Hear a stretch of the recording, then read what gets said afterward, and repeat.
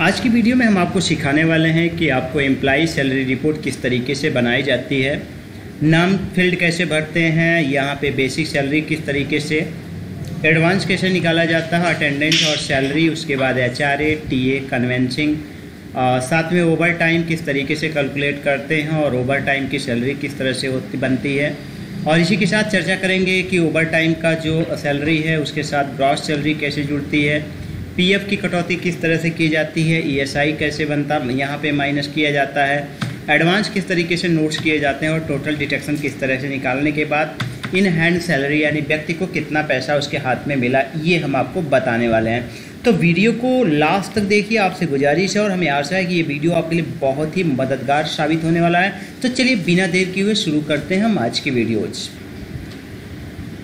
सबसे पहले वाले देखिए जो कॉलम हमने बनाया उसमें ID नंबर नोट किया है।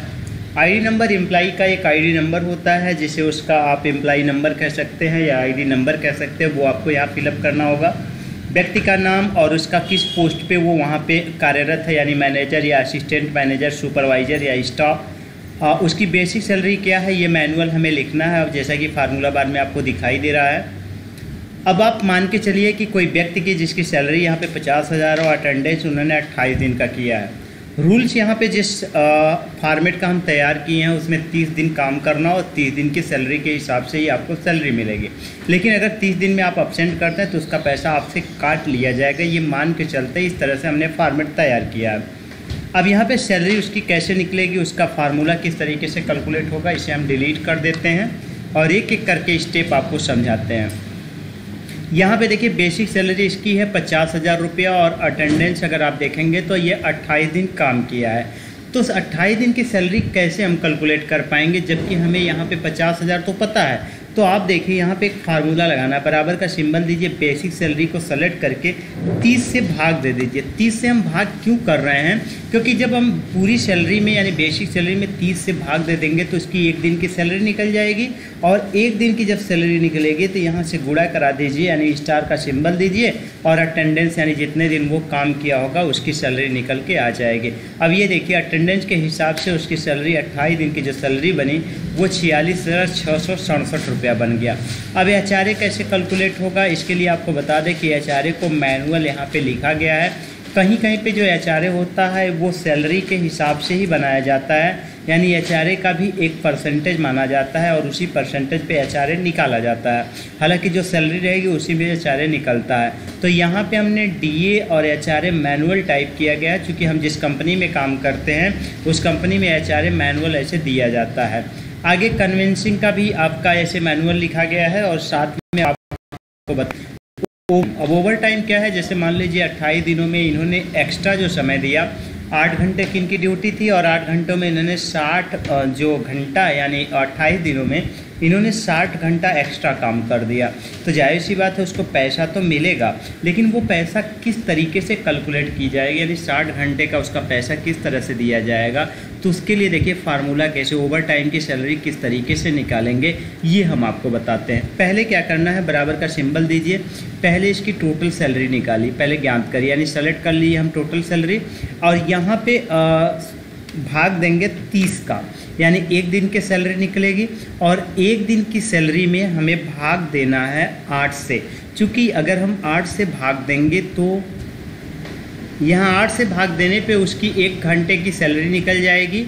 अब 1 घंटे की सैलरी से गुणा करा दीजिए जितने घंटे इसने काम किया है, यानी ओवर टाइम इसका हो गया 60 दिन। एंटर करिए, अब ये आ गया 12,500 रुपया। एक बार फिर से आपको समझा देते हैं करना क्या है। देखिए बराबर का सिंबल देना है, जो इसकी बेसिक सैलरी है उसे सेलेक्ट कर लीजिएगा, फिर उसमें 30 से भाग जब आप दे देंगे तो एक दिन की सैलरी निकल जाएगी और एक दिन की सैलरी में 8 घंटे से भाग देंगे तो टोटल 1 घंटे की सैलरी निकल जाएगी और 1 घंटे की जो सैलरी आ रही है उससे आप गुणा करा दीजिए जो ओवर टाइम की सैलरी है उससे।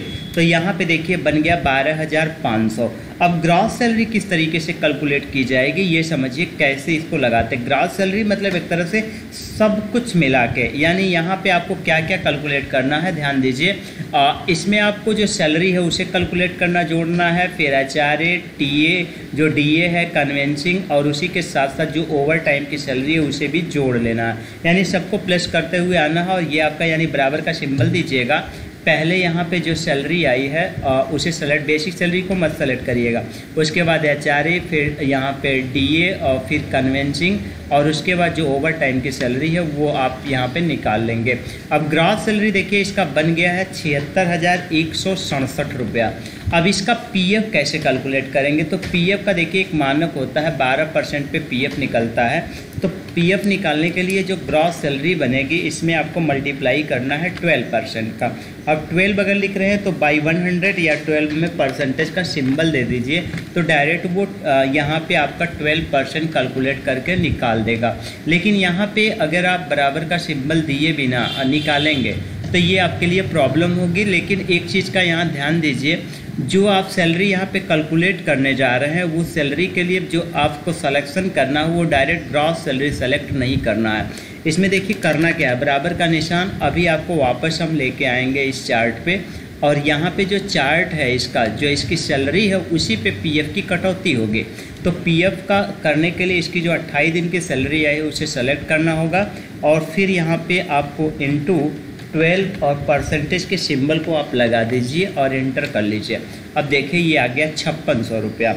और उसी तरीके से यहाँ पे ESI का मानक है, और ESI यहाँ पे हमें जो कैलकुलेट किया जाएगा वो भी जो 28 दिन की सैलरी आ रही है उसी पे करना है। ESI यहाँ पे हम एक काल्पनिक पैमाने पे निकाल रहे हैं 0.75%। अब परसेंटेज का सिंबल दे दीजिए या बटे 100 कर लीजिएगा। यानी एक बार फार्मूले को हम लगा के दिखा देते हैं। पहले सैलरी को सिलेक्शन में लेना है, इनटू करिएगा 0.75% का सिंबल दे देते हैं सबसे बेहतर, और यहाँ पे आ गया ESI। अब देखिए अगर व्यक्ति ने कोई एडवांस ले रखा है तो यहाँ पे एडवांस का कॉलम भी आप फिलअप कर लीजिए, किसने कितना एडवांस लिया। अब टोटल डिटेक्शन देखिए कंपनी क्या करेगी, टोटल डिटेक्शन में यानी जो आपकी कटौती है यानी PF का पैसा कटेगा, ESI का कटेगा और एडवांस, इन तीनों को जोड़ लिया जाएगा, यानी तीनों को ऐड कर लिया जाएगा। तो ऐड करने के लिए या तो आप बराबर का सिंबल देके तीनों को मैनुअल सेलेक्ट कर लीजिए, यानी PF प्लस ESI और प्लस एडवांस, ये आ गया आपका 6950 रुपया। इन हैंड सैलरी का क्या मतलब है कि व्यक्ति को कितना रुपया दिया जाएगा, इसका एक सिंपल सा फार्मूला है। जो ग्रॉस सैलरी होती है उसमें टोटल डिटेक्शन को माइनस करा लेते हैं, यानी पहले बराबर का सिंबल देंगे, ये ग्रॉस सैलरी में से माइनस करते हैं आपका टोटल डिटेक्शन, एंटर करेंगे तो यहाँ टोटल डिटेक्शन माइनस होने के बाद कैश इन हैंड की सैलरी निकल जाएगी, यानी उसका टोटल सैलरी कितना मिलेगा ये आपका लास्ट चार्ट में पता चल जाता है। तो इस तरीके से हमने सीखा किस तरीके से हम कैलकुलेट करते हैं और सैलरी रिपोर्ट कैसे बनाते हैं। यहाँ पे हमने फुल फॉर्म दे दिया है। HRA का मतलब देखिए हाउस रेंट अलाउंस, और DA और TA ट्रैवलिंग अलाउंस, ESI का एम्प्लॉई स्टेट इंश्योरेंस, PF का प्रोविडेंट फंड, यानी सबका एक फुल फॉर्म भी हमने यहाँ पे कंप्लीट किया है। आपको बताते चले बहुत सारी सैलरी और सैलरी के अलावा भी अटेंडेंस स्लिप किस तरीके से बनाए जाएंगे, इनवाइस किस तरीके से बनाए जाते हैं, ये बहुत सारे रिपोर्ट हम आपको वीडियो पे लेके आने वाले हैं। तो चैनल पे अगर आप नए हैं तो कृपया चैनल पे बने रहिए। चैनल पे बने रहने के लिए आप चैनल को सब्सक्राइब करना होगा। वीडियो अच्छी लगती है तो लाइक करना ना भूलें। किसी अन्य टॉपिक पर जानकारी चाहिए तो हमें कमेंट करके ज़रूर बताएं। मिलेंगे अगली वीडियो में, तब तक के लिए जय हिंद, जय भारत।